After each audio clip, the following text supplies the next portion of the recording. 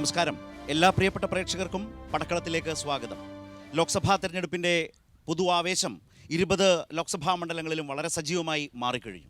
ശക്തമായ പ്രചാരണം മുന്നണികളുടെ ഭാഗത്തു നിന്നും നടന്നുവരുന്ന സമയമാണ്. കനത്ത ചൂടിനെയും അവഗണിച്ചുള്ള പ്രചാരണം മുന്നോട്ട് പോകുമ്പോൾ ആലപ്പുഴ എല്ലാവരും ശ്രദ്ധിക്കുന്ന വളരെ ശ്രദ്ധേയമായ ഒരു തെരഞ്ഞെടുപ്പ് പോരാട്ടം നടക്കുന്ന ലോക്സഭാ മണ്ഡലമായി മാറിക്കഴിഞ്ഞു.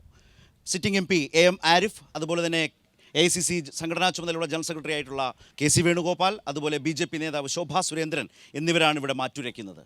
രാഷ്ട്രീയ പ്രശ്നങ്ങൾ, മണ്ഡലത്തിൻ്റെ വികസനം, അതിൻ്റെ മെല്ലെപ്പോക്കുകൾ, അതിൽ നിന്ന് ജില്ലയും മണ്ഡലവും അതിജീവിച്ച അതിൻ്റെ പഴയകാല സമീപകാല അനുഭവങ്ങൾ എല്ലാം വലിയ ചർച്ചയാകുന്ന ആലപ്പുഴയുടെ മണ്ണിൽ നിന്ന്, ബീച്ചിൽ നിന്നാണ് പടക്കളവുമായി പ്രേക്ഷകർക്ക് മുമ്പിലേക്ക് എത്തുന്നത്. അതുപോലെ തന്നെ ഈ പടക്കളത്തെ സജീവമാക്കാൻ ആലപ്പുഴയുടെ പൗരാവലി നമ്മൾക്കൊപ്പം ചേരുന്നുണ്ട്. രാഷ്ട്രീയ പ്രവർത്തകരുണ്ട്, അതുപോലെ തന്നെ പൊതുപ്രവർത്തകരും എല്ലാം നമ്മൾക്കൊപ്പം ചേരുന്നു. ഇന്ന് പടക്കളത്തിൽ നമ്മൾക്കൊപ്പം ചേരുന്നത് advocate Anil boss, Congress UDF, H. സലാം MLA, CPIM LDF, VS Jithin Dev, BJP NDA. സലാം, ഈ തെരഞ്ഞെടുപ്പിൽ സിറ്റിംഗ് സീറ്റ് LDFിൻ്റെ കയ്യിലാണ്. AM ആരിഫാണ് നിലവിൽ MP. അദ്ദേഹം വീണ്ടും മത്സരിക്കുന്നു. അദ്ദേഹത്തെ നേരിടാൻ എത്തിയിരിക്കുന്നത് മുൻ MP കൂടിയായിട്ടുള്ള KC വേണുഗോപാലാണ്. അപ്പുറത്ത് ശോഭാ സുരേന്ദ്രനുമുണ്ട്. ആരിഫോ വേണുഗോപാലോ? ആരിഫ് എന്ന കാര്യത്തിൽ ഒരു തർക്കവും അക്കാര്യത്തിൽ ഇല്ല. വളരെ പ്രതികൂലമായൊരു രാഷ്ട്രീയ കാലാവസ്ഥയിലാണ് കഴിഞ്ഞ തവണയുള്ള തെരഞ്ഞെടുപ്പ് നടന്നത്. അല്ല, അത് അദ്ദേഹത്തോട് ചോദിക്കുമ്പോൾ നിങ്ങൾക്ക് മനസ്സിലാവും. BJP പ്രതിനിധിയോട് ഞാൻ ചോദിക്കുമ്പോൾ നിങ്ങൾക്ക് മനസ്സിലാവും എന്തുകൊണ്ടാണ് ഞാൻ ചോദിക്കുന്നുള്ളത്. പറയാം. സലാം തുടരൂ. കഴിഞ്ഞ പ്രതികൂലമായൊരു കാലാവസ്ഥയിലാണ് കഴിഞ്ഞ ഇലക്ഷൻ നടന്നത്. ആ പ്രതികൂല കാലാവസ്ഥയിലും അഭിമാനകരമായി വിജയിച്ച മണ്ഡലമാണ് ആലപ്പുഴ.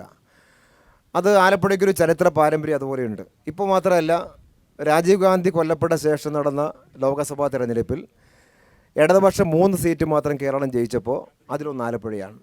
ആലപ്പുഴയുടെ ആ രാഷ്ട്രീയ ഉള്ളടക്കത്തിൻ്റെയും ചരിത്ര പാരമ്പര്യത്തിൻ്റെയും കൂടി ഭാഗമായി തന്നെയാണ് ആ വിജയം നമുക്ക് നേടാൻ കഴിയുന്നത്. ഈ പ്രാവശ്യം ആരിഫ് 5 വർഷക്കാലം നടത്തിയ പെർഫോമൻസ്, അത് പാർലമെൻറ്റ് ഉള്ളിൽ, പാർലമെൻറ്റ് പുറത്ത്, മണ്ഡലത്തിൽ ഒക്കെ നടത്തിയ പ്രവർത്തനങ്ങൾ നിശ്ചയമായും ജനങ്ങൾ പരിഗണിക്കപ്പെടും. എതിരെ മത്സരിക്കാൻ വരുന്ന ആളുകളെയും സ്വാഭാവികമായിട്ട് പരിഗണിക്കപ്പെടും.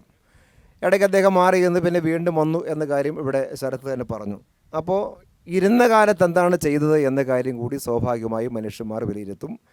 5 വർഷക്കാലം ആരിഫ് MP ആയിരുന്നപ്പോൾ ചെയ്ത കാര്യം, അതിനു മുമ്പ് ആലപ്പുഴയിലെ തന്നെ മണ്ഡലമായ അരൂരിൽ MLA ആയിരുന്നപ്പോൾ ചെയ്ത കാര്യം എന്ന് പറഞ്ഞാൽ ജനങ്ങൾ ജയിപ്പിച്ചപ്പോൾ ജനങ്ങൾക്ക് വേണ്ടി പ്രവർത്തിച്ചത് എങ്ങനെ എന്ന് ഈ 2 പേരെയും വിലയിരുത്തപ്പെട്ടാൽ ബിഗ് സീറോയാണ് UDFൻ്റെ സ്ഥാനാർത്ഥിയെന്ന് ഉറച്ച സ്വരത്തോടെ ആർക്കും പറയാൻ പറ്റുന്നൊരു കാര്യമാണ്.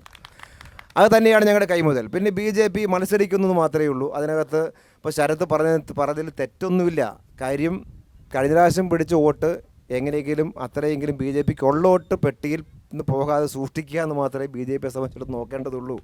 അതതിൻ്റെ യാഥാർത്ഥ്യമാണ്. ശ്രീ K. സുരേന്ദ്രൻ, ശ്രീ മുരളീധരൻ കേന്ദ്രമന്ത്രിയായിരുന്നയാൾ, ആറ്റിങ് മത്സരിക്കാൻ നിശ്ചയിച്ച ആളാണ്. അതിനെ കച്ചകെട്ടി ഇറങ്ങിയ ശോഭാ സുരേന്ദ്രനാണ് ഇപ്പോൾ ഇവിടെ വന്ന് മത്സരിക്കാൻ ഇങ്ങോട്ടിപ്പോൾ വന്നിട്ടുള്ളത്. അപ്പോൾ അതുകൊണ്ട് തന്നെയാണ് ഞാൻ പറഞ്ഞത്, ജില്ലാ പ്രസിഡൻറ്റ് ആലപ്പുഴ BJP ജില്ലാ പ്രസിഡൻറ്റ് ഇതുവരെയും ഈ നിമിഷം വരെയും BJPയുടെ ജില്ലാ പ്രസിഡൻറ്റ് ഒരു സമയത്ത് പോലും ഈ ശോഭാ സുരേന്ദ്രൻ്റെ കൂടെ ഉണ്ടായിട്ടില്ല. K. സുരേന്ദ്രൻ്റെ വലങ്കയായ ജില്ലാ പ്രസിഡൻറ്റ്, BJP ജില്ലാ പ്രസിഡൻറ്റ് ഈ നിമിഷം വരെയും ശോഭാ സുരേന്ദ്രൻ്റെ കൂടെ ഉണ്ടായിട്ടില്ല. ഇതാണ് യാഥാർത്ഥ്യം. അപ്പോൾ ഉള്ള വോട്ട് BJPക്ക് ഉള്ള വോട്ട് നഷ്ടപ്പെടാതെ അങ്ങ് നോക്കിയാൽ മതി എന്ന് മാത്രമേ ഉള്ളൂ. ശരത്ത് പറഞ്ഞ കാര്യത്തിൽ യാതൊരു തെറ്റും ആ കാര്യത്തിൽ ഇല്ല എന്നുള്ളതാണ്. അനിൽ ബോസിൻ്റെ ഊഴമാണ് ഇപ്പോൾ H. സലാം MLA പറഞ്ഞു വെച്ചതിൻ്റെ തുടർച്ചയിൽ നിങ്ങളുടെ പ്രതീക്ഷകൾ, നിങ്ങൾ നേരിടുന്ന വെല്ലുവിളികളും ആലപ്പുഴയെ സംബന്ധിച്ച്. തുടക്കത്തിൽ തന്നെ ഈ സദസ്സിൽ ഇത്രയും തർക്കം വേണ്ട എന്നുള്ളൊരു അഭിപ്രായം എനിക്കുള്ളത്. കാര്യം ഇവിടെ ഇരിക്കുന്ന ഓരോ പാർട്ടിയുടെയും പ്രതിനിധികളായി നിയോഗിക്കപ്പെട്ടാണ് ഞങ്ങൾ 3 പേരും ഇവിടെ നിൽക്കുന്നത്. ഞങ്ങൾ 3 പേർക്കും അവസരമുണ്ട്. നിങ്ങൾക്ക് ചോദിക്കാനും അഭിപ്രായം പറയാനും വിയോജിക്കാനും അവസരമുള്ളപ്പോൾ വലിയൊരു വെല്ലുവിളിയുടെ സ്വരം വേണ്ട. നമ്മളെല്ലാം നാട്ടുകാരാണ്, എന്നും കാണുന്നവരാണ്. ഇവിടെ സലാം സൂചിപ്പിച്ചു 5 വർഷക്കാലത്തെ ആരിഫിൻ്റെ പ്രവർത്തനം. ഒറ്റ വാക്കിൽ അങ്ങനെ പറഞ്ഞ് കടന്നു പോകരുത്. എന്തൊക്കെയാണ് ആരിഫ് നടത്തിയ പ്രവർത്തനങ്ങൾ അടുത്ത ഊഴം താങ്കൾക്ക് കിട്ടുമ്പോൾ പറയണം. പിന്നെ താങ്കൾ പറഞ്ഞു ശ്രീ KC വേണുഗോപാൽ ഈ മണ്ഡലത്തിനൊന്നും ചെയ്തില്ല എന്ന്. ഈ സദസ്സിൽ കൂടിയിരിക്കുന്ന ആളുകളുടെ ഉള്ളിൽ ഹൃദയത്തിൽ, അല്ലെങ്കിൽ മാറി നിൽക്കുന്ന ആളുകളുടെ ഹൃദയത്തിൽ അങ്ങ് അരൂരിൽ MLA ആയ ആരിഫ് ചെയ്തതിനെക്കുറിച്ച്, ഒരു ടൈം MP ആയ ആരിഫ് ചെയ്തതിനെക്കുറിച്ച് പറയുമ്പോൾ 3 ടൈം ആലപ്പുഴയിൽ MLAയും സംസ്ഥാന മന്ത്രിയും അതിനുശേഷം പാർലമെൻറ്റിൽ 2 തവണയും പിന്നീട് കേന്ദ്രമന്ത്രിയും ആയിരുന്ന ശ്രീ KC വേണുഗോപാൽ ചെയ്തതിനെക്കുറിച്ച് ഞാൻ പറയാം. പിന്നെ കഴിഞ്ഞ 5 വർഷം അദ്ദേഹം ഇല്ലായിരുന്നു, സത്യമാണ്. ആ കാര്യത്തോട് എനിക്ക് വിയോജിപ്പില്ല. എന്തുകൊണ്ടാണ് അദ്ദേഹം ഇല്ലാതിരുന്നത്? അദ്ദേഹം രാഷ്ട്രീയം നിർത്തി സന്യാസത്തിന് പോകുമായിരുന്നില്ല. ഇന്ത്യയിലെ കോൺഗ്രസിൻ്റെ മുഴുവൻ സ്ഥാനാർത്ഥികളെയും തീരുമാനിക്കുന്ന സ്ക്രീനിംഗ് കമ്മിറ്റിയുടെ ചെയർമാൻ ചെറിയ ഉത്തരവാദിത്വമല്ല. അതുപോലെ തന്നെ ഇന്ത്യയിലെ കോൺഗ്രസിൻ്റെ സംഘടനാ ചുമതലയുള്ള ജനറൽ സെക്രട്ടറി, അത് ചെറിയ ഉത്തരവാദിത്വമല്ല. ഇപ്പോൾ പോലും നിങ്ങൾക്കറിയാം, ഈ തെരഞ്ഞെടുപ്പ് പ്രഖ്യാപിച്ച് അദ്ദേഹത്തെ സ്ഥാനാർത്ഥിയായി നിയോഗിച്ചതിന് ശേഷം 3 ദിവസമാണ് ഈ മണ്ഡലത്തിൽ അദ്ദേഹത്തിന് വരാൻ കഴിഞ്ഞത്. ഇപ്പോഴും മറ്റ് സംസ്ഥാനങ്ങളിലെ സ്ഥാനാർത്ഥി നിർണ്ണയവുമായി ബന്ധപ്പെട്ട് സെൻട്രൽ ഇലക്ഷൻ കമ്മിറ്റി നടന്നുകൊണ്ടിരിക്കുകയാണ്. ഉത്തരവാദിത്തങ്ങൾ കൂടുന്നു. വലിയ വലിയ ഉത്തരവാദിത്തങ്ങൾ രാഷ്ട്രീയ നേതാക്കന്മാർക്ക് വരുന്നത് അവരുടെ പ്രവർത്തനത്തിനുള്ള അംഗീകാരമാണ്.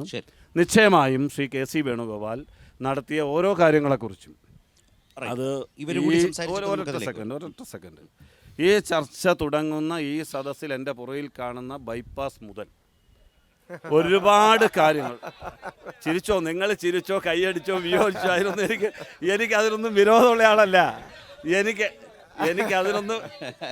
എനിക്കതിനൊന്നും തർക്കമില്ല. അല്ല, കുഴപ്പമില്ല, ഞാൻ പറഞ്ഞോട്ടെ. നിങ്ങൾക്കൂഴം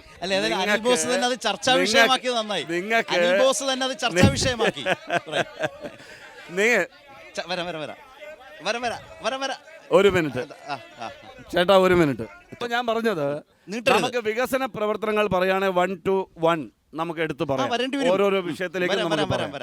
അതാണ് ഏറ്റവും നല്ലത്. അതുകൊണ്ട് ഒരു കാര്യം കൂടി, ഇവിടെ ശ്രീ KC വേണുഗോപാൽ, ഞാൻ വളരെ കൃത്യമായി പറയുന്നു, ഈ വാക്ക് കുറിച്ചിട്ടു. നമ്മൾ പല ചർച്ചയിലും പല തെരഞ്ഞെടുപ്പിനും കണക്ക് പറഞ്ഞിട്ടുള്ള ആളാണല്ലോ നമ്മൾ തമ്മിൽ. അതിനുശേഷം ചർച്ചയ്ക്ക് വന്നിട്ടില്ല. അല്ലല്ല, ഏത് ചർച്ചയിലാണ് വരാത്തത്? പുതുപ്പള്ളി നമ്മൾ ഒന്നിച്ചല്ലായിരുന്നു ഓപ്പൺ ഫോറം? പുതുപ്പള്ളി നമ്മൾ ഒന്നിച്ചല്ലായിരുന്നു ഓപ്പൺ ഫോറം? അല്ലല്ല, വളരെ കൃത്യമായി റെക്കോർഡ് ഭൂരിപക്ഷത്തോടുകൂടി ശ്രീ KC വേണുഗോപാൽ വളരെ വലിയ ഭൂരിപക്ഷത്തോടുകൂടി ജയിച്ചു കഴിഞ്ഞാൽ പിന്നെ എവിടെ നിൽക്കുമെന്നുള്ള അവിടെ ചെല്ലുമ്പോൾ അത് കുഴപ്പമില്ല. ജിതിൻ, ഒരു പ്രധാന പ്രശ്നം ബിജെപിയെ സംബന്ധിച്ച് ഒരു തെരഞ്ഞെടുപ്പ് ചർച്ചയിലേക്ക് പോകുമ്പോൾ ആലപ്പുഴയിൽ നിങ്ങളുടെ പ്രതീക്ഷ എന്ന് പറയുന്നത്, ഇപ്പോൾ BJP, ശോഭാ സുരേന്ദ്രൻ BJPയുടെ വളരെ പ്രധാനപ്പെട്ട നേതാവാണ്. സംസ്ഥാന നേതൃത്വവുമായി പല ഘട്ടത്തിലും വിയോജിച്ച് വളരെ പരസ്യമായി നിന്ന ഒരു അനുഭവമുണ്ട്. നേരത്തെ ആറ്റിങ്ങൽ മത്സരിച്ച BJP കുറെ കൂടെ പ്രതീക്ഷ അർപ്പിച്ചൊരു മണ്ഡലത്തിൽ മത്സരിച്ച നിലയിലുള്ള ഒരു നേതാവ് ആലപ്പുഴയിലേക്ക് വന്ന് മത്സരിക്കുന്നു. ഏറ്റവും പ്രധാനപ്പെട്ട ചോദ്യം തെരഞ്ഞെടുപ്പ് കാലത്ത് BJP നേരിടുന്നത്, നിങ്ങൾക്ക് ഈ തെരഞ്ഞെടുപ്പിലെങ്കിലും അക്കൗണ്ട് തുറക്കാനാകുമോ? കേരളത്തിൻ്റെ ഒരു പൊതു രാഷ്ട്രീയ അന്തരീക്ഷത്തിൽ ഏറ്റവും അധികം പ്രതികൂലമായൊരു രാഷ്ട്രീയ കാലാവസ്ഥ നിങ്ങളെ സംബന്ധിച്ച് കേന്ദ്ര സർക്കാർ വിമർശിക്കപ്പെടുന്ന ഒരു കാലം കേരളത്തിൽ ഇപ്പോൾ രൂപപ്പെട്ടിട്ടുണ്ട്. അതുകൊണ്ട് തന്നെ ഇത്തവണയെങ്കിലും നിങ്ങൾക്ക് അക്കൗണ്ട് തുറക്കാനാകുമോ ലോക്സഭയിൽ? അതായത് ഈ രാജ്യം ആര് ഭരിക്കണം എന്ന് തീരുമാനിക്കുന്ന ഒരു പൊതുതെരഞ്ഞെടുപ്പാണ് നടക്കുന്നത്. നരേന്ദ്രമോദി വീണ്ടും പ്രധാനമന്ത്രിയാകുമോ? നരേന്ദ്രമോദിക്ക് ബദലായിട്ട് ആര് പ്രധാനമന്ത്രിയായി ആകും എന്നുള്ളതാണ് ഈ പൊതുതെരഞ്ഞെടുപ്പിൻ്റെ പ്രധാനപ്പെട്ട ചർച്ചാ വിഷയം. ഇത് പരിശോധിക്കുമ്പോൾ നമുക്ക് മനസ്സിലാക്കാം, നമ്മുടെ രാജ്യത്ത് 2 മുന്നണികൾ തമ്മിലാണ് ഏറ്റുമുട്ടുന്നത്. ഒന്ന് BJP നേതൃത്വം കൊടുക്കുന്ന ദേശീയ ജനാധിപത്യ സഖ്യം, 2 എൻ്റെ അപ്പുറത്ത് നിൽക്കുന്ന പ്രിയപ്പെട്ട ശ്രീ സലാമും അനിൽ ബോസും നേതൃത്വം കൊടുക്കുന്ന, അല്ലെങ്കിൽ അവരുൾപ്പെടുന്ന ഇന്ത്യ സഖ്യം. ഈ ഇന്ത്യ സഖ്യം പ്രധാനമന്ത്രിയാകുമോ, അതോ ഭാരതീയ ജനതാ പാർട്ടി നേതൃത്വം കൊടുക്കുന്ന ദേശീയ ജനാധിപത്യത്തിൻ്റെ പ്രധാനമന്ത്രിയായിട്ട് മോഡി വരുമോ? ഇതാണ് ഇവിടുത്തെ ചർച്ചാ വിഷയം. അപ്പോൾ അങ്ങയുടെ ഇൻട്രോയിൽ തന്നെ തെറ്റ് സംഭവിച്ചു.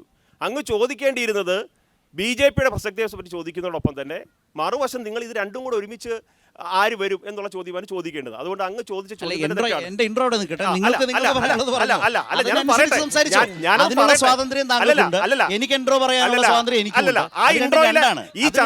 ഈ ചർച്ചയില് BJPയുടെ പ്രതിനിധിയായിട്ട്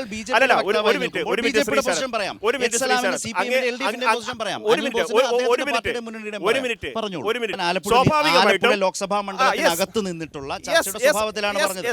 സ്വാഭാവികമായിട്ടും പോകണമല്ലോ ലോക്സഭ തെരഞ്ഞെടുപ്പ്. അപ്പൊ അങ്ങയുടെ ഇൻട്രോയില് എനിക്കുണ്ടായ ബുദ്ധിമുട്ട് അവകാശമുണ്ട്. അങ്ങ് പറയൂ, അങ്ങ് പറയുന്നത് മാത്രം പറഞ്ഞപ്പോൾ ഞാനത് കേട്ടു. എന്താണ് നമ്മുടെ രാജ്യം ചർച്ച ചെയ്യുന്നത്? ഈ രാജ്യത്തിന്റെ അല്ലെങ്കിൽ ഈ ലോക്സഭാ മണ്ഡലത്തിന്റെ വികസന പ്രശ്നങ്ങളായിരിക്കണം ചർച്ച ചെയ്യേണ്ടുന്നത്. ഈ രാജ്യത്ത് നരേന്ദ്രമോദി സർക്കാർ അധികാരത്തിൽ വന്നതിന് ശേഷം ഈ രാജ്യത്തെ എല്ലാ മേഖലകളിലും ഉണ്ടായിട്ടുള്ള സമാനതകളില്ലാത്ത വികസനം മുൻനിർത്തിയാണ് BJP ഈ തെരഞ്ഞെടുപ്പിൽ വോട്ട് തേടുന്നത്. ആ എല്ലാ അങ്ങയുടെ എല്ലാ സംശയം തീർത്തോടെ എനിക്ക് ഒരു പണിയില്ല. അദ്ദേഹം അത് പറഞ്ഞു തീർത്തിട്ട് പറയട്ടെ. അങ്ങയുടെ എല്ലാ സംശയങ്ങളും തീർത്തോടെ പറഞ്ഞു തീർക്കട്ടെ. നോക്കൂ.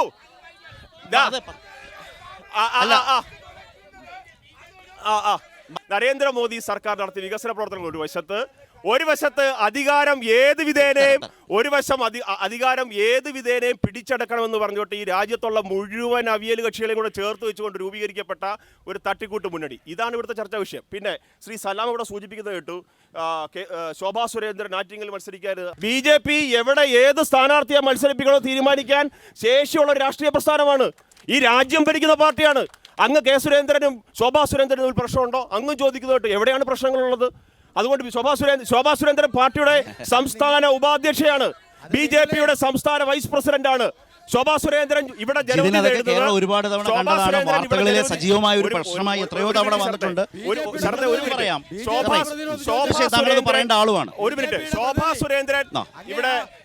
സുരേന്ദ്രൻ ഇവിടെ ജനവിധി തേടുന്നത് അങ്ങ് കരുതുന്നത് പോലെ ഇവിടെ വോട്ടുറപ്പിക്കാനോ വോട്ട് കൂട്ടാനല്ല. ഞങ്ങൾ ജനവിധി തേടുന്നത് ജയിക്കാൻ തന്നെയാണ്, ഒരു സംശയവും വേണ്ട. ഈ രാജ്യത്തെ ജനങ്ങൾ, ഈ ആലപ്പുഴ ലോക്സഭയിലെ ജനങ്ങൾ ഈ രണ്ട് മുന്നണികളുടെയും കപടത മനസ്സിലാക്കിയവരാണ്. അവർ മാറ്റത്തിന് വോട്ട് ചെയ്യാൻ തയ്യാറായിരിക്കുകയാണ്. എങ്ങനെയെങ്കിലും ഏപ്രിൽ 26 ആയാൽ പോയി BJPക്ക് താമരയ്ക്ക് വോട്ട് ചെയ്യാൻ ജനങ്ങൾ കാത്തിരിക്കുകയാണ്. നിങ്ങൾ കണ്ടോളൂ. അങ്ങനെയാണോ? BJPയുടെ പ്രതിനിധിയോടാണ് ഒരു ചോദ്യം. BJP പ്രതിയോട് ഒരു ചോദ്യം ചോദിക്കട്ടെ. അങ്ങയുടെ പാർട്ടിയുടെ നേതാവും രാജ്യത്തിന്റെ ധനമന്ത്രിയുമായിട്ടുള്ള നിർമ്മലാ സീതാരാമന്റെ ഭർത്താവ് പരകാല പ്രഭാകരനോടൊന്ന് പറയണം, BJP ഒരു പാർട്ടിയാണെന്നും ആ പാർട്ടിക്കകത്തൊരു ഇന്റർ പൊളിറ്റിക്സ് ഒക്കെ ഉണ്ടെന്നും അവിടെയാണ് ഇതൊക്കെ തീരുമാനിക്കുന്നത്. ഒന്ന് അദ്ദേഹം ഒന്ന് സമയം കിട്ടുമ്പോ ഒന്ന് നിങ്ങളുടെ നേതാവിന് പറഞ്ഞോട്ടെ. അടുത്ത ചോദ്യം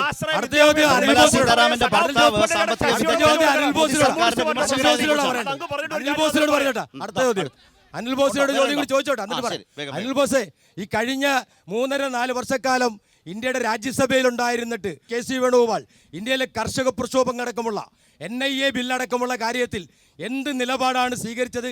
എന്താണ് ഒരു അഭിപ്രായ നിലയിൽ രാജ്യത്തിന്റെ പ്രധാന പ്രശ്നങ്ങൾ, നേരിടുന്ന പ്രശ്നങ്ങൾ എന്തെങ്കിലും ഒരു അഭിപ്രായം പറഞ്ഞായിട്ട് ഒരു രേഖ കാണിച്ചു തരാമോ? ഇവിടുന്നൂടെ ഒരു ചോദ്യം ചോദിക്കും. കേരള രാഷ്ട്രീയം നോക്കുകയാണെങ്കിൽ, രാഷ്ട്രീയ ചരിത്രം നോക്കുകയാണെങ്കിൽ 5 വർഷം കോൺഗ്രസും 5 വർഷം LDF ആണ്. 5 വർഷം കോൺഗ്രസും 5 വർഷം LDF ആണ് ഭരിച്ചുകൊണ്ടിരുന്നത്. ഇപ്പൊ കഴിഞ്ഞ 8 വർഷം LDFന് കിട്ടി. സ്വസ്ഥമായിട്ട് അവർ ഭരിച്ചു. വികസന വിപ്ലവം തന്നെ കേരളത്തിൽ ഉണ്ടാക്കി. എന്നിട്ട് എന്തേ ഇപ്പൊ ഈ സാമ്പത്തിക പ്രതിസന്ധിയിൽ കേരളം കിടക്കുന്നത്? ആരെങ്കിലും ഉണ്ടായിരുന്നോ? അല്ലല്ല, ചോദ്യം സുപ്രീം കോടതി എന്താണ് പറയുന്നത്? ചോദ്യം തീർന്നില്ല. 13,000 കോടി രൂപ ഉടൻ തന്നെ റിലീസ് ചെയ്യണമെന്നല്ല പറയുന്നത്. അതുമായി ബന്ധപ്പെട്ടുള്ള കാര്യങ്ങൾ പറഞ്ഞു, നിങ്ങൾ മറന്നുപോയോ? അതൊക്കെ ഉണ്ടാവും. സുഹൃത്തെ, നിങ്ങൾ ചോദിച്ചാൽ മൈക്ക് നിങ്ങളുടെ കയ്യിലുണ്ട്, നിങ്ങൾ ചോദിച്ചോളൂ. അപ്പൊ ഇത്രയും കഴിവുള്ള മന്ത്രിമാര്, സാമ്പത്തിക ശാസ്ത്രജ്ഞന്മാരൊരു നീണ്ട നിര തന്നെ ഉണ്ട് ഇവർക്ക്. എന്നിട്ട് എന്താ കേരളം ഇങ്ങനെ ഇപ്പൊ ഈ സാമ്പത്തിക പ്രതിസന്ധിയിൽ കിടക്കുന്നത്? എപ്പോഴും തരുന്ന ഉത്തരം എനിക്ക് വേണ്ട. 54,000 കോടി കേന്ദ്രത്തിൽ നിന്ന് കിട്ടാനുണ്ട്. 3 മാസം ചോദ്യം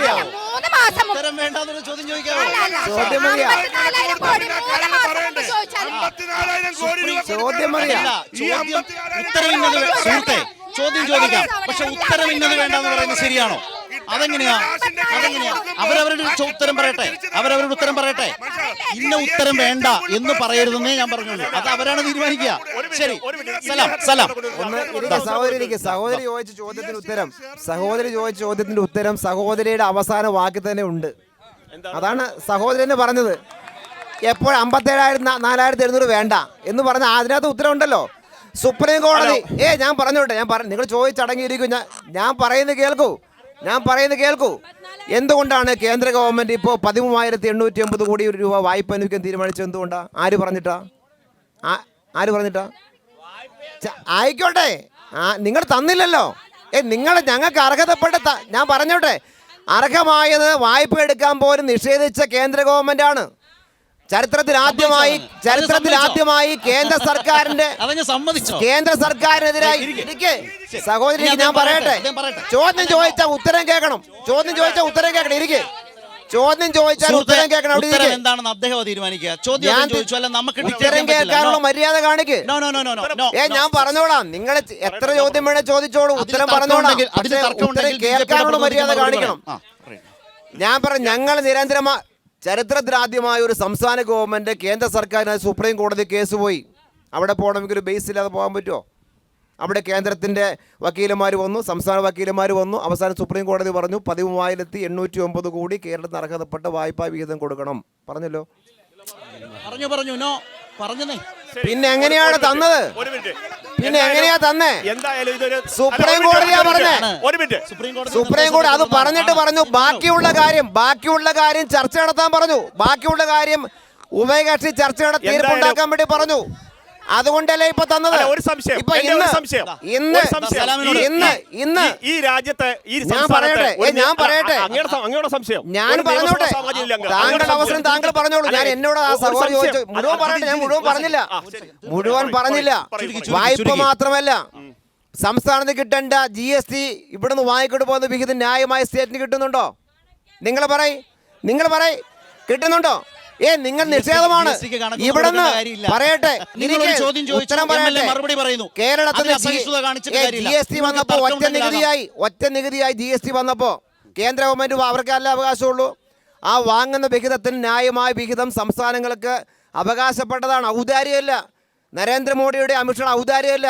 ഓരോ നാടിൻ്റെ അവകാശപ്പെട്ട നാട്ടുകാരുടെ പൈസയാണ്. ഇവിടുന്ന് 1 രൂപ വാങ്ങിച്ചുകൊണ്ട് പോകുമ്പോൾ തിരിച്ചു തരുന്ന 26 പൈസ. UPക്ക് 1 രൂപ വാങ്ങുമ്പോൾ തിരിച്ചു കൊടുക്കുന്ന 1 രൂപ 70 പൈസ. ബീഹാറിന് പറയട്ടെ, ബീഹാറിൽ നിന്ന് 1 രൂപ വാങ്ങുമ്പോൾ പകരം കൊടുക്കുന്ന 7 രൂപ. ഇതാണ് അനീതി. ഈ സംസ്ഥാനത്ത് നിങ്ങൾക്ക് കാര്യമായി മേൽക്കൈ രാഷ്ട്രീയമായി ഇല്ലാത്തതുകൊണ്ട് സാമ്പത്തികമായി ഞെരുക്കി തകർക്കുക എന്ന നിലപാട് കേന്ദ്ര BJP ഗവൺമെന്റ് സ്വീകരിക്കുകയാണ്. അതുകൊണ്ടായി സംഭവിക്കുന്ന കാര്യം. കോടതി പോയത്. ഇതുമായിട്ട് ബന്ധപ്പെട്ട സംശയം അങ്ങോട്ട് ചോദിച്ചോട്ടെ. ഞാൻ അങ്ങയുടെ 5 ലക്ഷം രൂപ ഞാൻ അങ്ങേക്ക് തരാനുണ്ട്. 5 ലക്ഷം രൂപ ഞാൻ അങ്ങേക്ക് തരാൻ കുടിശ്ശികക്കാരനാണ്. അങ്ങ് എനിക്കിതുവരെ കേസ് കൊടുക്കാൻ തീരുമാനിച്ചു. അങ്ങ് കേസ് കൊടുക്കുന്നത് ജിതിൻ ദേവ് തരാനുള്ള 5 ലക്ഷം രൂപ തിരികെ തരണമെന്ന് പറഞ്ഞാണോ, അതോ ജിതിൻ ദേവിൽ നിന്ന് എനിക്ക് വായ്പ എടുക്കാനുള്ള അവസരം തരണമെന്ന് പറഞ്ഞാണ് കേസ് കൊടുക്കുന്നത്? നിങ്ങൾക്ക് പറയാൻ സാധിക്കുമോ? എന്റെ നാട്ടുകാരുടെ ബാലഗോപാല്, ഞാൻ പറയാം, നിങ്ങൾക്ക് പറയാൻ സാധിക്കുമോ? 57,400 കോടി രൂപ GST കുടിശ്ശിക അങ്ങ് പറഞ്ഞു. എത്ര രൂപ?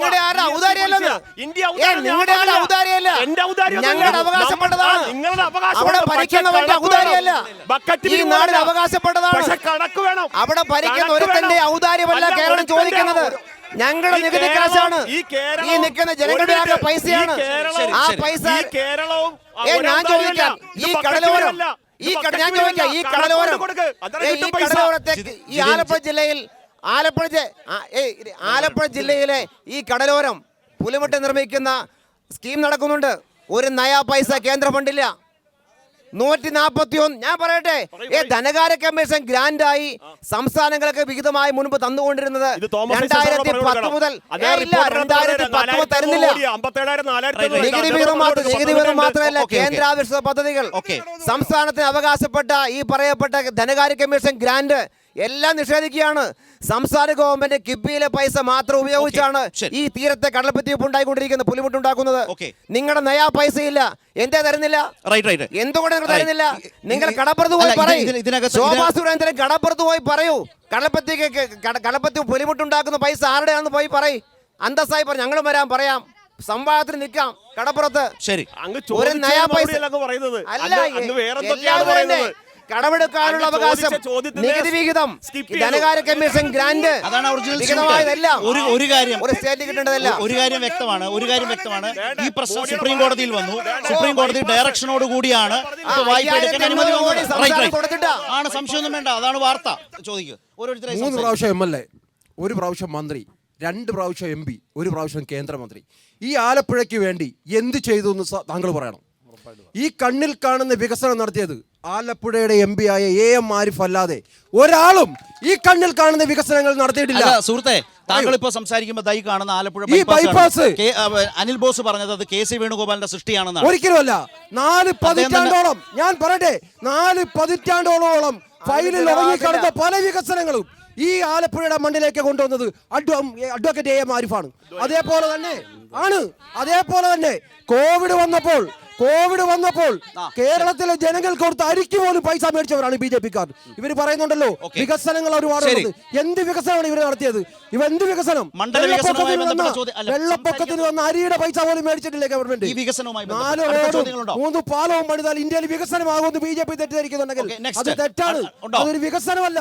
ഇപ്പോഴും ഉത്തരേന്ത്യയിൽ പോയാൽ രാവിലെ പ്രാഥമിക ആലപ്പുഴയുടെ വികസനം KC വേണുഗോപാൽ ചെയ്തതെന്ത്, AMARIF ചെയ്തതെന്ത്, ഈ തർക്കത്തിൽ നിങ്ങൾക്ക് പറയാനുള്ളത് നിങ്ങൾക്കുണ്ടെങ്കിലാവാം. അടുത്ത ആൾ ആരാണ്? തുടർന്ന മനസ്സോടുകൂടി പറയാണ് ആലപ്പുഴയിൽ നിരവധി ആർക്കാണ് വേണ്ടത്? ചോദിച്ചു. ആരോഗ്യനിലയെ പറ്റിയാണ് ചോദിക്കുന്നത്. ആലപ്പുഴ ഒരു ജനറൽ ഹോസ്പിറ്റലിൻ്റെ കിഴക്കേ സൈഡിൽ ഒരു ബിൽഡിംഗ് പണിതിട്ട് 2 വർഷമായി. ആ ജനറൽ ഹോസ്പിറ്റലിൽ വേണ്ട ഡോക്ടർമാരുടെ എണ്ണം 28 ഇപ്പോൾ 8 ഡോക്ടർമാർ പോലും അവിടെ സ്ഥിരമായിട്ടില്ല. ആര് പണിതാ? ഞാൻ കാര്യം ചോദിക്കട്ടെപ്പാ. പിണറായി ഗവൺമെന്റ് പണിതാണ്. എന്നിട്ട് പറയുന്നത് കേരളമാണ് നമ്പർ 1 ആരോഗ്യകേന്ദ്രം. എന്ത് കാര്യം?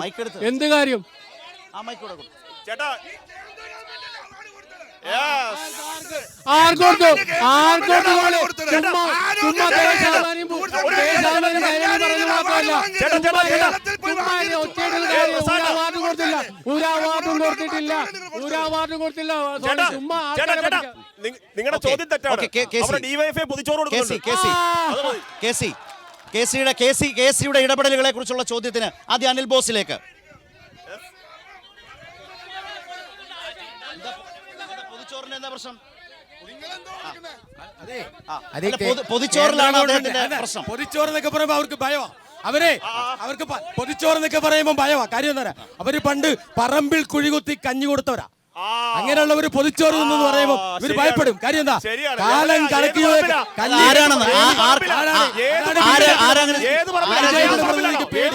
പൊതിച്ചോറ് എന്ന് പറയുമ്പോ പേടി. പറമ്പിൽ കുഴികുത്തി കഞ്ഞി കൊടുത്ത. അതുകൊണ്ട് BJP ഏത് പറമ്പിലാ? ഹലോ സഹോദര, BJP-യുടെ ഈ രാജ്യത്തെ BJP-യുടെ ഈ രാജ്യത്തുള്ള സംഭാവന എന്ന് പറയുന്നത് എന്തുവാ? കുടിക്കേണ്ട പാൽ ഒഴുക്കിക്കളയും, ഗോമൂത്രവും കുടിച്ച് പിന്നെ കാര്യങ്ങൾ നീക്കുന്ന BJP-ക്ക് എന്താ സംസ്കാരമുള്ളത്? ഇവിടെ ചെയ്യുന്നത് എനിക്ക് LDF-ന്റെ പ്രതിനിധിയോടും UDF-ന്റെ പ്രതിനിധിയോടും ചോദിക്കാനുണ്ട്. ഈ പാല ഉൾപ്പെടുന്ന കന്യാകുമാരിയിലേക്ക് ഒരു നാഷണൽ ഹൈവേ BJP-യുടെ സംഭാവന 5800 കോടി കേരളത്തിൽ മേടിച്ചിട്ടാ. 5800 കോടി കേരളത്തിൽ മേടിച്ചിട്ടാ. BJP-യുടെ സംഭാവന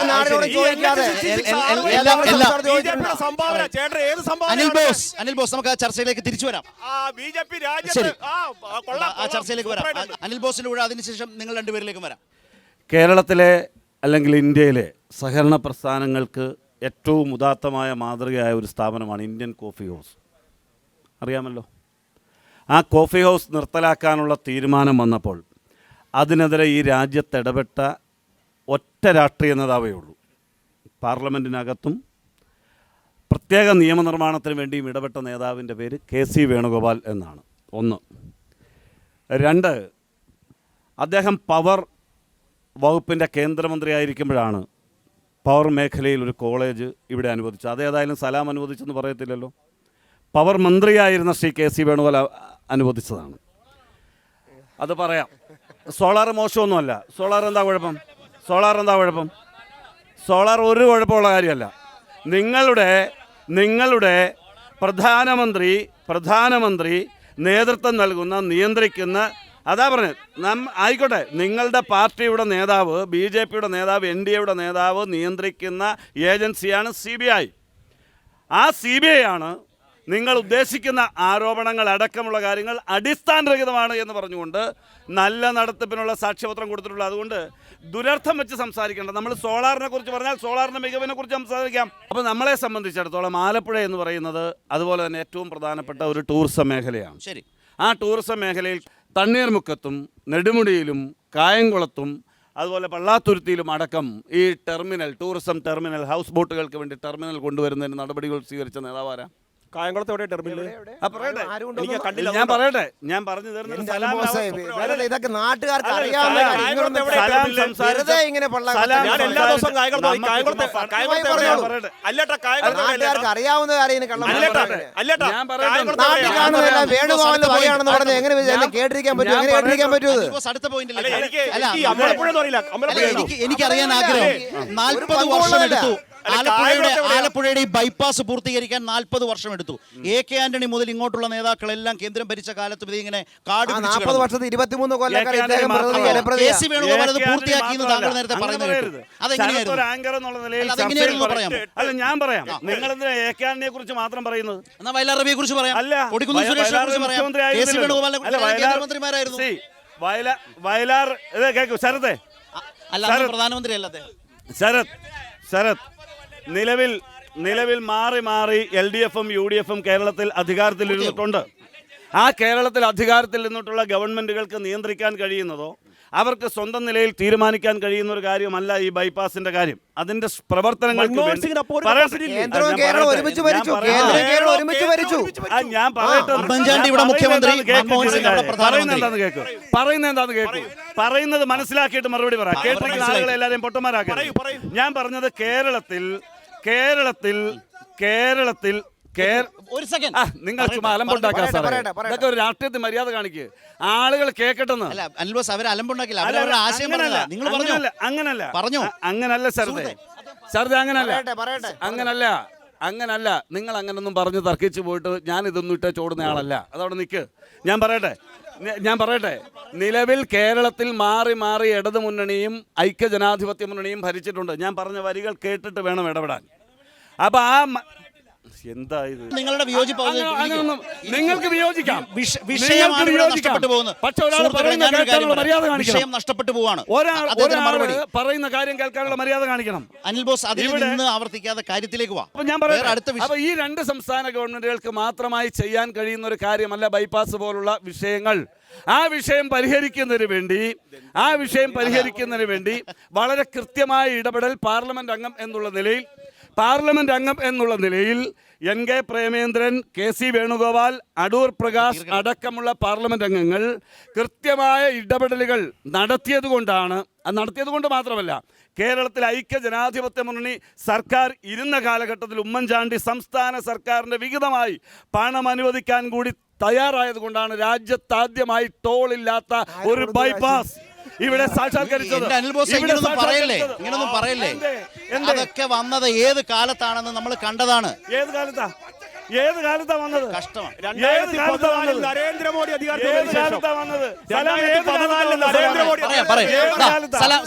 സലാമിന്റെ മറുപടിയിലേക്ക് ഞാൻ പറയാം. ഇനി സലാം ഏത് പ്രിയപ്പെട്ട അനിൽ ബോസ്, നമുക്ക് നമ്മൾ പറയുന്ന കാര്യം മാത്രം അതുപോലെ വിശ്വസിക്കുന്നതിൽ ഇരിക്കുന്നത്. അവർക്കറിയാം കുറച്ച് കാര്യങ്ങൾ. പറഞ്ഞോളൂ വേണ്ടി അഭ്യർത്ഥിക്കാം. ഞാൻ ചോദിക്കുന്നത്, കേരളത്തിൽ ഉമ്മൻചാണ്ടി മുഖ്യമന്ത്രിയായിരുന്നു. BJPക്കാർക്ക് നിഷേധിക്കാൻ കഴിയാത്ത കാര്യമാണല്ലോ. അല്ല, നിങ്ങൾ നിഷേധിക്കുകയാണോ? ഞാൻ പറയുന്നത് കേൾക്കുന്നതിന് മുമ്പ്, എന്താന്ന് കേൾക്കുന്നതിന് മുമ്പ്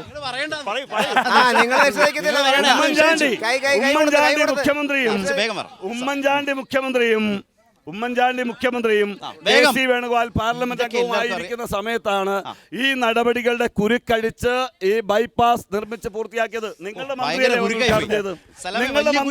നിങ്ങളുടെ പിണറായിയുടെ കാലത്ത് പാലം തുറന്നത് ഞങ്ങൾ കണ്ടു. 2021 ഇത് ഉദ്ഘാടനം ചെയ്യുന്നത് ഈ കേരളത്തിന്റെ മുഖ്യമന്ത്രി പിണറായി വിജയനാണ്. അപ്പോ നിങ്ങൾ 40 വർഷം നിങ്ങൾ അങ്ങോട്ട് കൊണ്ടും ഭരിച്ചു. ഇവിടെ എത്ര കേന്ദ്രമന്ത്രിമാരുണ്ടായിരുന്നു, MP ഉണ്ടായിരുന്നു. എന്നിട്ടാണോ ഈ 40 വർഷം കാലം ഇവിടെ മനസ്സിലായി. അദ്ദേഹം പറഞ്ഞത് ഉമ്മൻചാണ്ടി കാലത്ത് പൂർത്തിയാക്കി എന്ന് പറഞ്ഞത് 2021 പിണറായി വിജയൻ മുഖ്യമന്ത്രി. ഞാൻ പറഞ്ഞോട്ടെ, നിങ്ങൾ പറഞ്ഞല്ലോ, ഞാൻ എന്റെ ഒരു നയാ പൈസ കൊടുത്തിട്ടില്ല. 174 കോടി രൂപ, 174 നേരെ പകുതി പൈസ, നേരെ പകുതി പണം കൊടുത്ത പിണറായി വിജയന്റെ ഗവൺമെന്റ് ആണ്.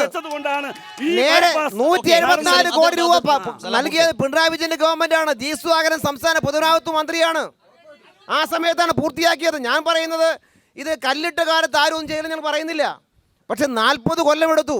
ആ 40 കൊല്ലം എടുത്ത് 2021 പൂർത്തീകരിക്കപ്പെടുമ്പോൾ 75% പണിയും നടന്ന കാലം പിണറായി വിജയൻ മുഖ്യമന്ത്രിയായ കഴിഞ്ഞ സർക്കാരിൻ്റെ കാലമാണ്. അതാണ് ഞാൻ പറയുന്ന കാര്യം. 2021 ഉദ്ഘാടനം ചെയ്യപ്പെട്ടു. ഒരു ബൈപ്പാസ് ഇല്ലാത്ത പോലെ കേന്ദ്രം പകുതി സംസ്ഥാനം പകുതി. 174 കോടി കേന്ദ്രം വെച്ചു, 174 കോടി സംസ്ഥാനം വെച്ചു. ആരാ പൈസ കൊടുത്ത്? പിണറായി വിജയന്റെ ഗവൺമെന്റ്. ഉമ്മൻചാണ്ടിയുടെ കാലം പോയി. ഉമ്മൻചാണ്ടി ഞാൻ പറഞ്ഞു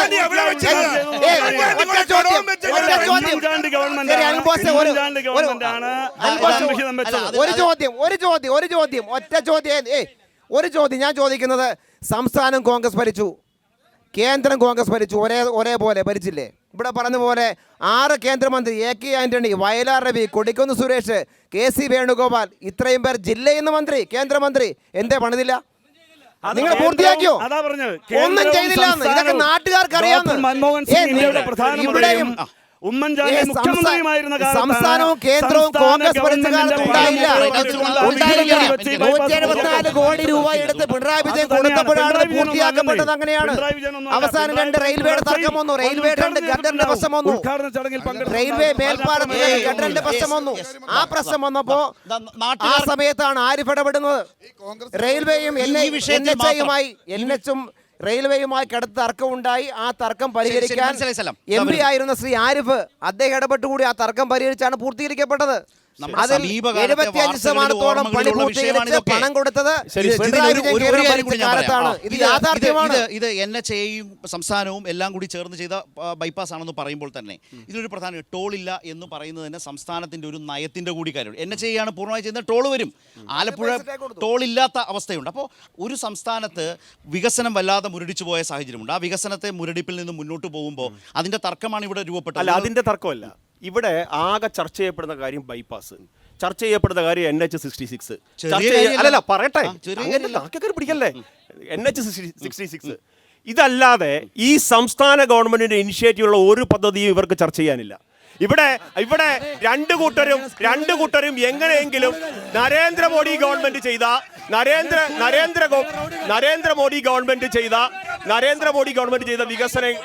വികസനങ്ങളെ സംബന്ധിച്ചാണ് ചർച്ച ചെയ്യുന്നത്.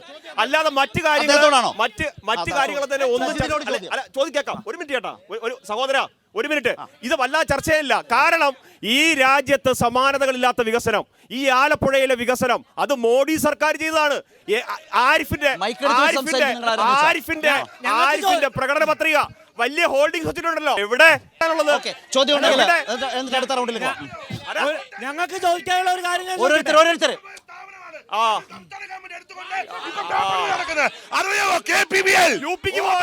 ആലപ്പുഴയ്ക്ക് വാ സോണി, ആലപ്പുഴയ്ക്ക് വാ സോണി, ആലപ്പുഴയിലേക്ക് വാ സോണി, ആലപ്പുഴയ്ക്ക് വാ. BJP പ്രതിനിധിയോട് ചോദിക്കോ. ആദ്യം കള്ളപ്പണം പിടിച്ചിട്ട് എല്ലാവർക്കും 15 ലക്ഷം രൂപ വീതം വരുമെന്ന് പറഞ്ഞു.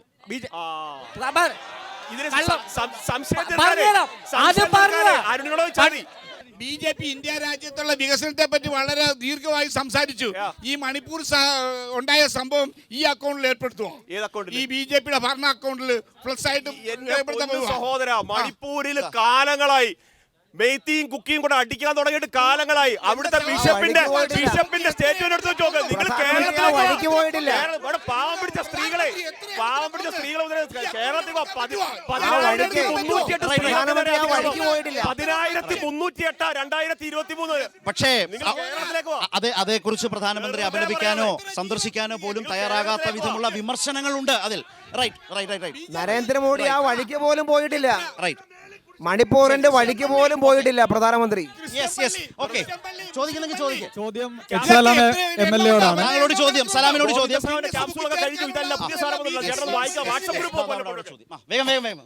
ചോദ്യം MLA-യോടാണ്. നമ്മൾ ആലപ്പുഴയുടെ വികസനത്തെ പറ്റിയിട്ടാണ് ഇവിടെ ചർച്ച ചെയ്തുകൊണ്ടിരിക്കുന്നത്. ആലപ്പുഴയുടെ വികസനം, പാർലമെന്റ് തെരഞ്ഞെടുപ്പുമായിട്ട് ബന്ധപ്പെട്ട് ആലപ്പുഴയുടെ വികസന പ്രവർത്തനങ്ങളാണ് ഇവിടുത്തെ പ്രധാന ചർച്ചാ വിഷയം. ഇപ്പൊ 2017 സംസ്ഥാന സർക്കാർ ആലപ്പുഴയുമായി ബന്ധപ്പെട്ട് ടൂറിസം സർക്യൂട്ട്, ആലപ്പുഴ കടൽപ്പാല നവീകരണം, Alappuzha mobility hub, Alappuzha bus stand, ഇങ്ങനെയുള്ള ഒട്ടനവധിയായ വികസന പ്രവർത്തനങ്ങൾ പ്രഖ്യാപിച്ചെങ്കിലും കഴിഞ്ഞ 4 വർഷമായിട്ട് ഇതൊന്ന് തറക്കല്ലിടാനോ ഇത് പൂർത്തിയാക്കാനോ ഇതുവരെ വിമർശനമാണ് സർക്കാരുകൾക്ക് ഉന്നയിച്ചത്. കഴിഞ്ഞിട്ടില്ല. ഈ ഒരു പോയിന്റിൽ നിന്നുകൊണ്ട് സംസാരിച്ചുകൊണ്ട് ദേശീയ രാഷ്ട്രീയത്തിലേക്ക് കൂടി വരേണ്ടതായി വരും. ഈ തെരഞ്ഞെടുപ്പിന്റെ രാഷ്ട്രീയ മാനം, ഗൗരവമായ പ്രശ്നം ഇടതുപക്ഷവും UDF-ഉം BJP-യും അവതരിപ്പിക്കുന്നതിലേക്ക് കൂടി വരാം.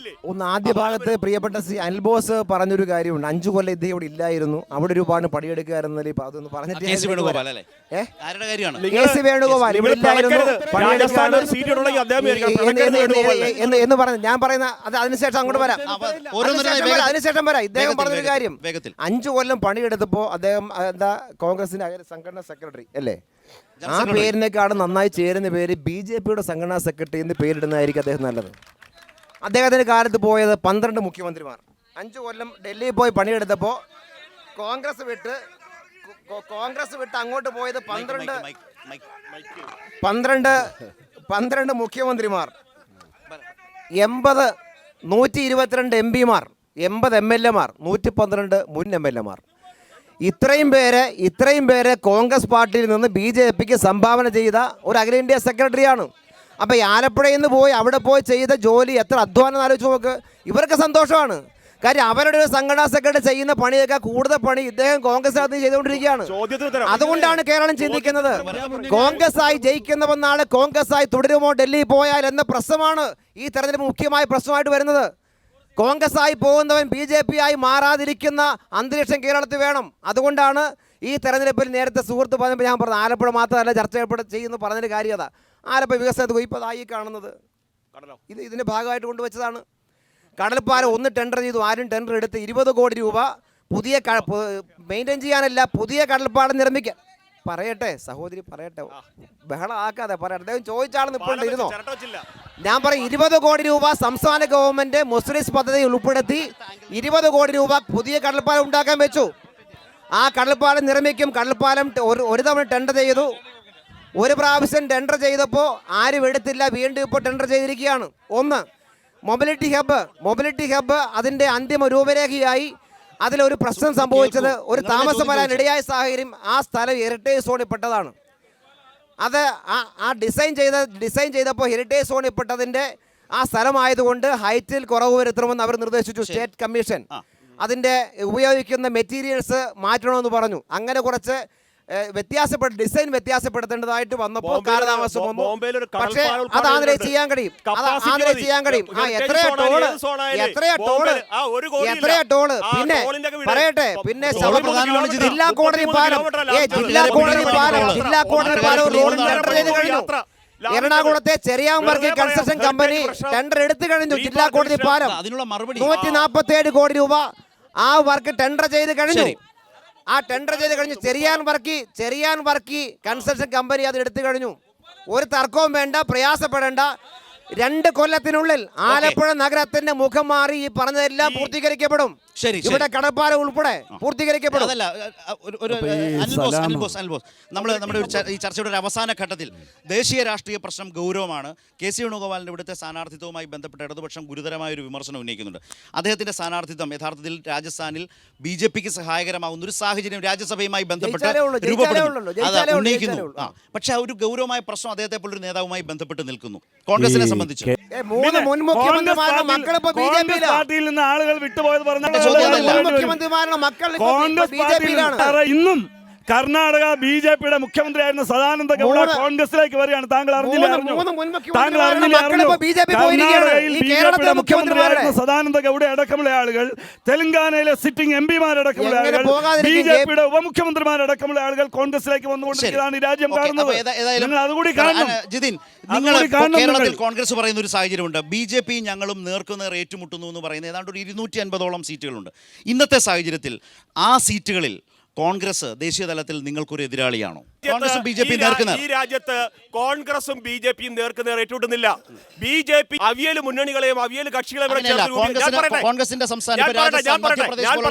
ഇന്ത്യ സഖ്യം തമ്മിലാണ് ഏറ്റുമുട്ടുന്നത്. ഒരു സൈഡിൽ പോലും BJP-ക്ക് എതിരാളികളായി കോൺഗ്രസ് മാറുന്നില്ല. നരേന്ദ്രമോദി പറഞ്ഞതുപോലെ 400-ന് മുകളിൽ സീറ്റ് വാങ്ങിച്ചുകൊണ്ട് ജൂൺ മാസം 4-ാം തീയതി വീണ്ടും ഭാരതീയ ജനതാ പാർട്ടി നേതൃത്വം കൊടുക്കുന്ന ദേശീയ ജനാധിപത്യ സഖ്യം അധികാരത്തിൽ വരും. ആ സമയത്ത് ആ സമയത്ത് ഈ ആലപ്പുഴയിൽ നിന്ന് ശോഭാ സുരേന്ദ്രൻ എന്നൊരു MP അവിടെ പാർലമെന്റിൽ ഉണ്ടാകും. പിന്നെ ഒരു കാര്യം കൂടെ, ഒറ്റ കാര്യം,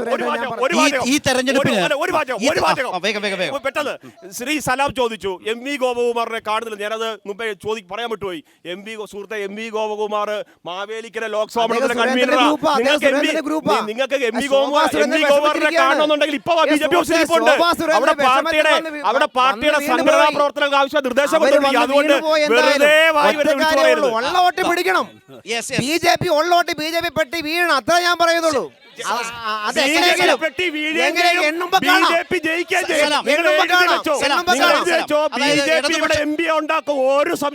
ഇടതുപക്ഷത്തോടുള്ള ചോദ്യം, അതായത് ഈ ഇലക്ട്രൽ ബോണ്ട് കേസ് അടക്കം, അതുപോലെ പൗരത്വ പ്രശ്നം അടക്കമുള്ള വിഷയങ്ങൾ ഈ തെരഞ്ഞെടുപ്പിന്റെ ഘട്ടത്തിൽ കേരളത്തിലെ വോട്ടർമാർക്കിടയിൽ BJPക്ക് ശക്തമായ എതിർപ്പ് സൃഷ്ടിക്കുന്ന സാഹചര്യമുണ്ടോ?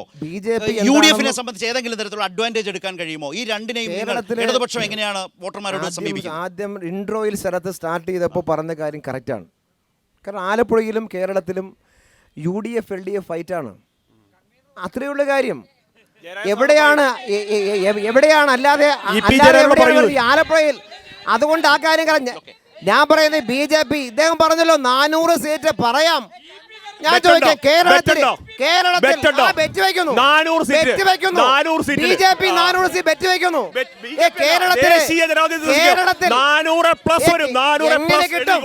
ഇപ്പൊ നടന്ന 5 സംസ്ഥാനങ്ങളിലെ തെരഞ്ഞെടുപ്പ് നടന്നല്ലോ. ആ തെരഞ്ഞെടുപ്പ് നിങ്ങൾ കിട്ടിയ വോട്ട് നിങ്ങൾ നോക്ക്. സുഹൃത്ത്, ഞാൻ പറയട്ടെ, നമ്മൾ തർക്കത്തിന് പറയണ്ട, ഞാൻ പറയട്ടെ. 9.8% വോട്ട് കുറവാണ്. നിങ്ങൾ കഴിഞ്ഞ തെരഞ്ഞെടുപ്പ് കിട്ടിയതിനേക്കാളും നിങ്ങളുടെ വോട്ട്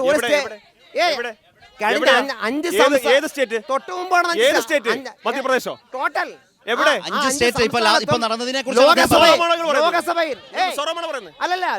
ലോകസഭയിൽ കിട്ടിയ വോട്ടിനേക്കാളും 9.8% കുറവാണ്. ആ ശതമാനം വോട്ട് കുറയുമ്പോ എങ്ങനെ സീറ്റ് കൂടുമെന്നാണ് നിങ്ങൾ പറയുന്നേ? എവിടെയാ? കേരളത്തിൽ സീറ്റ് കിട്ടുമോ? തമിഴ്നാട്ടിൽ കിട്ടുമോ? തമിഴ്നാട്ടിൽ കിട്ടോ? ആന്ധ്രയിൽ കിട്ടോ? കർണാടക സീറ്റ് കുറയില്ലേ? എവിടെ കിട്ടുമെന്നാ? ബീഹാർ സീറ്റ് കുറയില്ലേ? നിങ്ങൾക്ക് ഇപ്പൊ ഉണ്ടെന്ന് പറയുന്ന സംസ്ഥാനത്തെ സീറ്റ് കുറയാനാണ് ചാൻസ്. അവിടെ കുറയുമ്പോ കോൺഗ്രസ് ജയിക്കുമെന്നല്ല. കാരണം കോൺഗ്രസ് 175 സീറ്റ്, 170 കഴിഞ്ഞ ഇലക്ഷൻ 175 സീറ്റ് പറയട്ടെ. കഴിഞ്ഞ തെരഞ്ഞെടുപ്പ് 175 സീറ്റ് നേർക്ക് നേരെ BJP കോൺഗ്രസ് മത്സരിച്ചു. ഇവർ ആകെ ജയിച്ച 15 സീറ്റാണ് ആകെ ജയിച്ചത്. അതിന് മുമ്പുള്ള തെരഞ്ഞെടുപ്പ് 180 സീറ്റ് 20 ജയിച്ചേ. എന്ന് പറഞ്ഞാൽ കോൺഗ്രസ് അല്ലാത്ത പ്രാദേശിക പാർട്ടികൾ, ഇടതു പാർട്ടികൾ മത്സരിക്കുന്ന സ്റ്റേറ്റുകളിൽ ആ സീറ്റ് ഉയർന്നു വരും. അതുകൊണ്ട് BJP അല്ലാത്ത പ്രാദേശിക പാർട്ടി ഉൾപ്പെടെ കോൺഗ്രസ് ഉൾപ്പെടെ യോജിപ്പോടുകൂടി നിന്നാൽ ഈ പറഞ്ഞ സീറ്റിന്റെ അടുത്തെങ്ങും വരാനേ പോകുന്നില്ല. അതാണ് യാഥാർത്ഥ്യം. കോൺഗ്രസിന്റെ കണക്കാണ് വേണ്ടത്. കോൺഗ്രസിന്റെ സീറ്റുകൾ പരമാവധി നേടുന്നതുമായി ബന്ധപ്പെട്ട കോൺഗ്രസിന്റെ കണക്കാണ് ബോസ്. അത് മാത്രം. 5 സംസ്ഥാനങ്ങളിലേക്ക് നടന്ന നിയമസഭാ തെരഞ്ഞെടുപ്പിൽ BJPയും കോൺഗ്രസും നേർക്ക് നേരാണ് മത്സരം നടന്നത്. 931 നിയമസഭാ മണ്ഡലത്തിലേക്കാണ് 5 സംസ്ഥാനങ്ങളിലായി തെരഞ്ഞെടുപ്പ് നടന്നത്. അതിൽ 409 സീറ്റിലാണ് കോൺഗ്രസ് ജയിച്ചത്, 431 സീറ്റിലാണ് BJP ജയിച്ചത്. നമ്മളെക്കാൾ കൂടുതൽ സീറ്റ് നേടിയത് BJP ആണ്, ഭരണം പിടിച്ചതും BJP ആണ്, തർക്കമില്ല. 931 സീറ്റിൽ 431 BJPക്കും 409 കോൺഗ്രസിനും. നമ്മൾ മനസ്സിലാക്കിയിരിക്കേണ്ടത് ഈ 6 സംസ്ഥാനങ്ങളിലായി നടന്ന പോൾ ചെയ്ത വോട്ടിൻ്റെ 42.39% വോട്ട് നേടിയത് കോൺഗ്രസ് പാർട്ടിയാണ്. 38% വോട്ടേ ഉള്ളൂ BJPക്ക്. MLA-മാരുടെ എണ്ണത്തിൽ 29 പേരുടെ എണ്ണം കൂടുതലുണ്ട്. അത് തന്നെയാണ് ഞാൻ പറഞ്ഞത്. കോൺഗ്രസും BJPയും നേർക്കുനേർ മത്സരിച്ച സ്ഥലത്ത് 48.39% വോട്ട് കോൺഗ്രസിന് കിട്ടുമ്പോൾ 38.9% വോട്ടേ ഉള്ളൂ BJPക്ക്. അതുകൊണ്ട് ഭരണം വെച്ച് ദേശീയ തലത്തിൽ നടക്കുന്ന ഒരു തെരഞ്ഞെടുപ്പിനെ നമുക്ക് അസസ് ചെയ്യാൻ കഴിയില്ല. നിങ്ങൾക്ക് കർണാടകയിൽ, രാജസ്ഥാനിൽ പിടിച്ചു, പക്ഷേ ദേശീയ തെരഞ്ഞെടുപ്പ് വന്നപ്പോഴേക്കും BJP സീറ്റ് കൊണ്ടുപോയി. അല്ല, അങ്ങനെ മാത്രമല്ലോ, അങ്ങനെ മാത്രമല്ല, നേർക്കുനേർ ഫൈറ്റ് ചെയ്യുന്നിടത്ത് സ്ട്രൈക്ക് റേറ്റ് വീണ്ടും താഴെ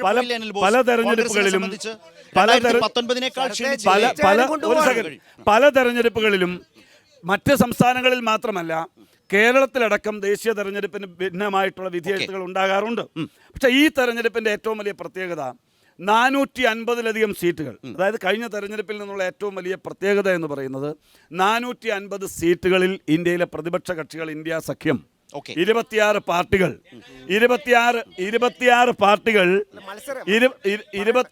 450 സ്ഥാനാർത്ഥികൾ പൊതു സ്ഥാനാർത്ഥികളാണ്. BJP ഇവർ പറഞ്ഞു അവിയൽ മുന്നണി എന്നൊരു പ്രയോഗം. BJP ഒരു പാർട്ടി മാത്രമാണോ? 38 പാർട്ടികളുടെ മുന്നണിയാണ്. ആ 38 പാർട്ടികളുടെ മുന്നണികൾക്കെതിരെ 450 സീറ്റുകളിൽ കോൺഗ്രസും മറ്റ് കക്ഷികളും ഒറ്റക്കെട്ടായിട്ട് കോൺഗ്രസ് വാദം ഞാൻ റിസർവ് ചെയ്ത് വെക്കുന്നു. അനിൽ ബോസിന്റെ ആ വാദം റിസർവ് ചെയ്യുന്നു. ഒറ്റ വാചകത്തിൽ BJP കണ്ടില്ലേ, അദ്ദേഹം പറയുന്ന 450 സീറ്റ് എല്ലാ പ്രതിപക്ഷ പാർട്ടികളും BJP ഇതര പ്രതിപക്ഷ പാർട്ടികൾ എന്നുള്ളതാണ് അദ്ദേഹത്തിന്റെ കാൽക്കുലേഷൻ. ജൂൺ 3-ാം തീയതി അദ്ദേഹം വിശ്വസിച്ചോട്ടെ, കുഴപ്പമില്ല. ഇപ്പൊ താങ്കൾ എന്ത് പറയുന്നതാണ് എന്റെ ചോദ്യം. എന്താണ് ചോദ്യത്തിന് ഉത്തരം? 400-ൽ പരം സീറ്റുകൾ നേടി BJP ദേശീയ അധികാരത്തിലേക്ക് അറിഞ്ഞിരിക്കേണ്ട ഒരു കാര്യമുണ്ട്. 400 സീറ്റ് കിട്ടും 400 സീറ്റ് കിട്ടുമെന്ന നരേറ്റീവ് സൃഷ്ടിക്കാൻ ശ്രമിക്കുന്നുണ്ട്. അങ്ങനെ 400 സീറ്റ് കിട്ടുമായിരുന്നു എങ്കിൽ വെടികൊണ്ട പന്നിയെ പോലെ പരക്കം പായിലായിരുന്നു ഈ തമിഴ്നാട്ടിലും കേരളത്തിലും വന്ന് പരക്കം പായിലായിരുന്നു.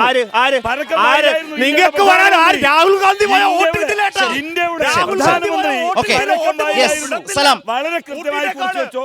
ഈ 2024 തെരഞ്ഞെടുപ്പ് ഫലം ഇന്ത്യ സഖ്യം ആ സഹകരണത്തിന്റെ ഭാഗമായി ഇടതു പാർട്ടികളുടെ കാൽക്കുലേഷൻ കൂടി. ഞങ്ങളുടെ കാഴ്ചപ്പാട് നരേന്ദ്രമോദി ഗവൺമെന്റ് പുറത്താക്കലാണ്. അതാണ് ഒന്നാമത്തെ ലക്ഷ്യം.